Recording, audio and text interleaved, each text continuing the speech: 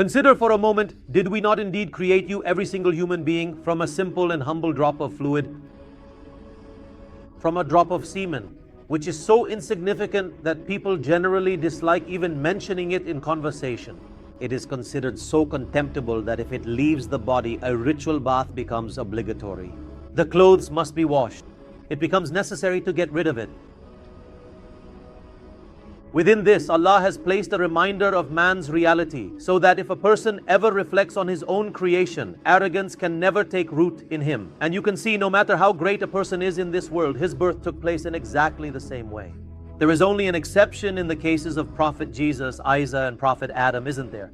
Otherwise, whether it's the greatest prophet, the greatest philosopher, or the greatest scientist, they were all born in the same way, from a humble, insignificant drop of fluid. So Allah says, did we not create you from that lowly drop of fluid? Then we placed him in a secure place, that is in the mother's womb. Inside the mother's belly, Allah has protected it in a very strong place within 3 layers. First as a zygote, then as an embryo, and then the way Allah shapes and forms it, neither the mother nor the father knows how this happens. The parents, no matter how much respect and care they show, they are merely a means, just a medium. The one who actually does everything is Allah. Neither the father knows what happened, nor does the mother know what happened. Ila qadrin malum, for a fixed period of time. Faqadarna, we determined a measure. Fani'mal qadirun, how excellent are we in determining measures.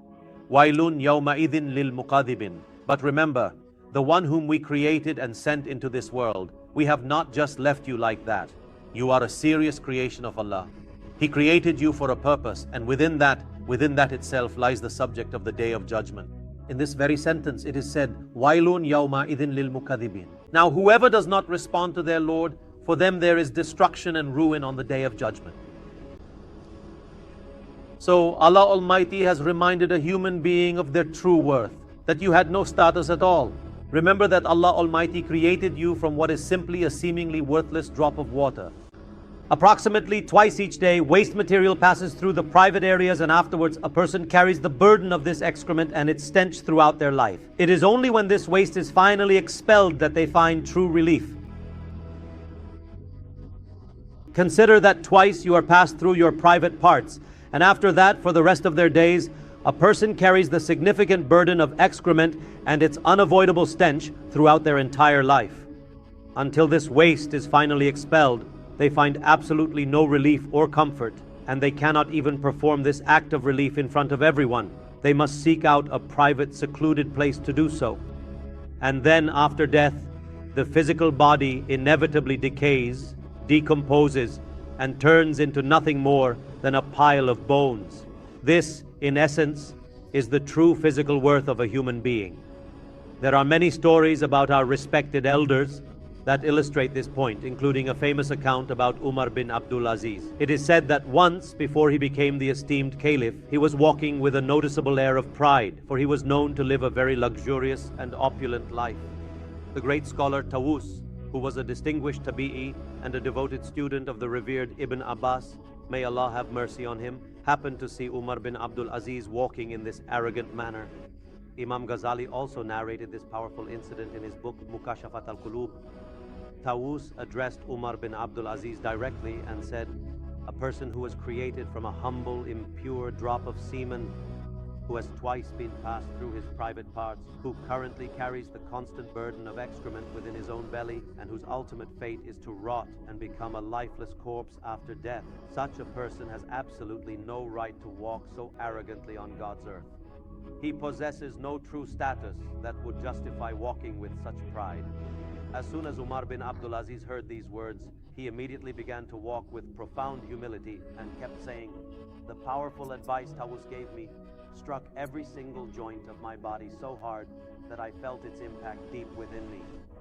But it is crucial to remember that only the one who has the capacity for acceptance can truly feel such a blow. Otherwise, if someone is fundamentally stubborn and hard-hearted, even the entire Quran might not affect them. For a person who is receptive and open-hearted, even a single sentence of sincere advice is more than enough. A similar yet contrasting incident is found concerning the infamous Hajjaj ibn Yusuf, who was also walking with immense arrogance, and the very same Tawus the Tabi'i was passing by. Someone from the entourage announced from behind, make way, the governor of Hijaz is coming." But Tawus, being a revered Tabi'i and a learned student of Ibn Abbas, was so spiritually refined that he did not care for these worldly kings, even though Hajjaj ibn Yusuf was known to be such a fearsome tyrant that he killed hundreds of the Prophet's companions. To give a sense of his cruelty, Imam Tirmidhi wrote in his collection, Jami Tirmidhi, that Hajjaj had as many as 120,000 people executed right in front of him, people who were bound, helpless and innocent.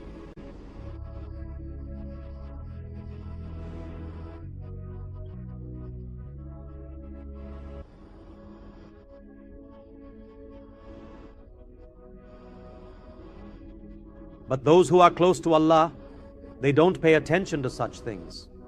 So Hazrat Uwais did not move. Hajjaj was astonished and wondered, "Who is this man?" He went up to him and said, "Don't you know who I am?" Hazrat Uwais replied, "I know you very well. You are the product of an impure drop. Once you emerged from your father's private part, and a second time from your mother's. Even now you carry filth and foul odor in your stomach. These are facts that no one can deny. And after death you will rot and lie as a corpse. I know you very well." Hajjaj thought he would say, "You are such a great governor from the Umayyad dynasty." But instead Hazrat Uwais said, "I know you very well." Just as when Hazrat Ubaid A.S. spoke and the king was left speechless, Hajjaj ibn Yusuf was also left without words. These people were trained by the Quran. The words they used to speak came from the Quran itself. Isn't this what the Quran is telling us? We remember the stories, but we don't actually read the Quran. The Quran is telling us, have we not made the earth a gathering place? It gathers both the living and the dead. What a creation Allah has made in this earth. The Quran says, "From this earth we created you. From its sustenance we raised you, and to it you will be returned." That's why the concept of Mother Earth exists. And see how Allah has made the earth a gatherer in every sense. It gathers humans like a mother's embrace.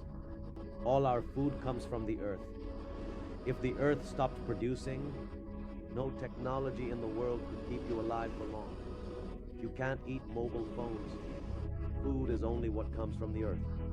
Whatever end product you see, it ultimately comes from the earth, even if value has been added to it. If you look at bread, it comes from flour, which comes from wheat, which comes from the earth. Even fast food comes from the earth. The chicken you eat is also from the earth, because the feed that raised the chicken came from the earth you eat. If that feed didn't exist, there would be no chicken. We ourselves are grown from the earth.